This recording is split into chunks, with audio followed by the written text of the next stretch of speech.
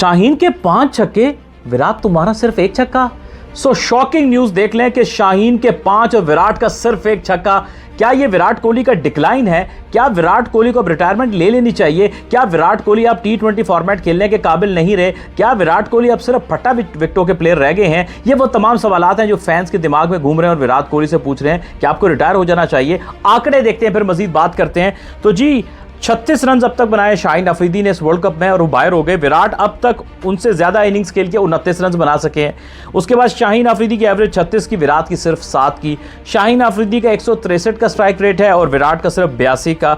और फिर शाहीन अफरीदी के हवाले से हम देखें तो चौके और छक्कों में वो विराट कोहली से काफ़ी आगे नजर आते हैं।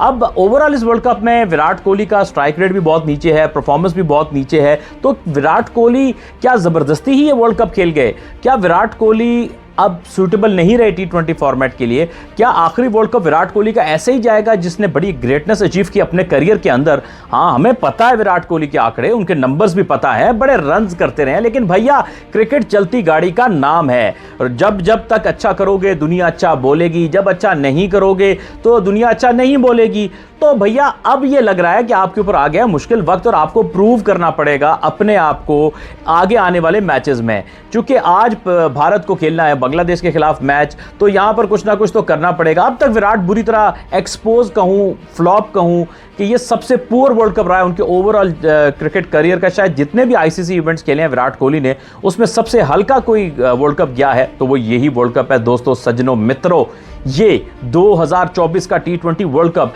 अमेरिका में जाके विराट कोहली बिल्कुल कह सकते घबरा गए हैं, भौसला गए हैं, डगमगा गए हैं, झमका गए हैं। मैं क्या लफ्ज़ इस्तेमाल करूं, यानी कि सिफर करते गए चले गए, वरना बॉल खेलते चले गए। अफगानिस्तान के खिलाफ समय भी ले लिया, टाइम भी ले लिया क्रीज पे, लेकिन कुछ नहीं कर पाए।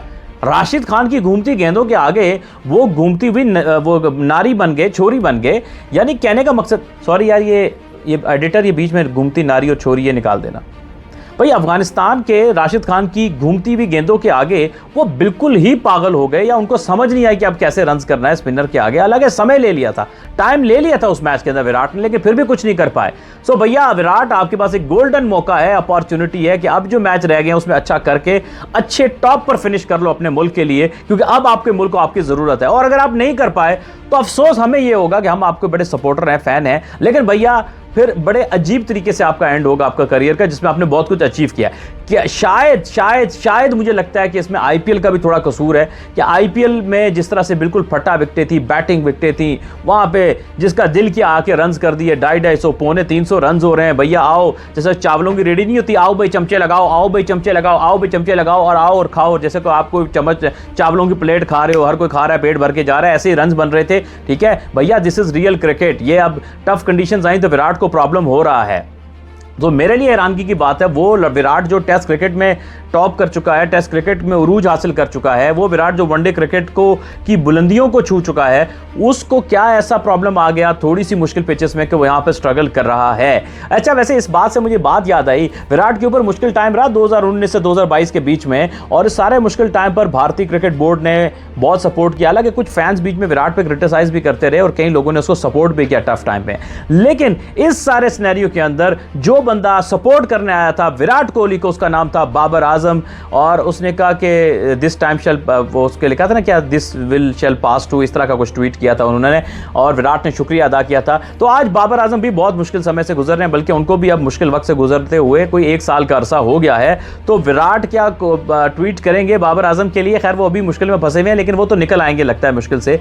लेकिन विराट क्या बाबर के लिए ट्वीट करेंगे, इतना बड़ा दिल दिखाएंगे? इस पर फैंस अपनी राय दीजिएगा, बताइएगा कि क्या ऐसा होगा या नहीं होगा। वैसे विराट कोहली बड़े फ्रेंडली हैं, हम सबको पता है कि उनका नेचर बिल्कुल डिफरेंट है, स्पेशली जब वो कप्तान बने और आहिस्ता सा उनमें बहुत एग्रेशन कंट्रोल हुआ उनका, और वो ऑन द फील्ड या ऑफ द फील्ड जब प्लेयर से मिलते हैं, चाहे वो अपनी टीम के हों या दूसरी टीम के प्लेयर हों, हंसमुख होते हुए मिलते हैं, खेलते हुए मिलते हैं। और हमने देखा है विराट कोहली को कि उन्होंने वो कॉन्सेप्ट जो गेम का है उसको अपनाया है, जिसमें कहा जाता है कि भैया गेम में जितनी आपने जोश और गर्मी दिखानी है वो गेम के अंदर दिखाइए, आउटसाइड द गेम आप लोगों को बिल्कुल एकदम चिल होना चाहिए। और यही है कि पाकिस्तान और भारत में जब भी कभी मैच हुआ है तो रिसेंट ईयर्स में तो विराट बहुत अच्छे से बात करते हुए दिखाई देते हैं, बल्कि इंडिया के भी जो प्लेयर्स हैं पाकिस्तानी प्लेयरों के साथ बड़ी अच्छी गपशप लगा रहे थे रिगार्डलेस कि क्या हुआ मैच के अंदर। लेकिन बहरहाल जनाब मुद्दे पे आते हैं और बात को एंड की तरफ लेकर चलते हैं कि विराट कोहली के ऊपर काले बादल मंडला रहे हैं और उसका जवाब सिर्फ विराट के पास है। विराट परफॉर्म करके इस बुरे टूर्नामेंट को खूबसूरत सपने में बदल सकता है, और अगर ये फॉर्म बुरी चलती रही तो ये सपना और भी भयानक हो जाएगा। वो कहते हैं ना कि आंखों में सपना, सपनों में सजना, सजना पे दिल आ गया, और सजना पे दिल आ गया, होए होए और सजना पे दिल आ गया। अब ये गाने गाएंगे या वहां पे मातम पड़ा जाएगा इस वर्ल्ड कप में, ये तो वक्त बताएगा। लेकिन दोस्तों आपको क्या लगता है कि क्या विराट कमबैक करेगा इस टूर्नामेंट के अंदर, हां या ना? कमेंट सेक्शन में जवाब दीजिएगा।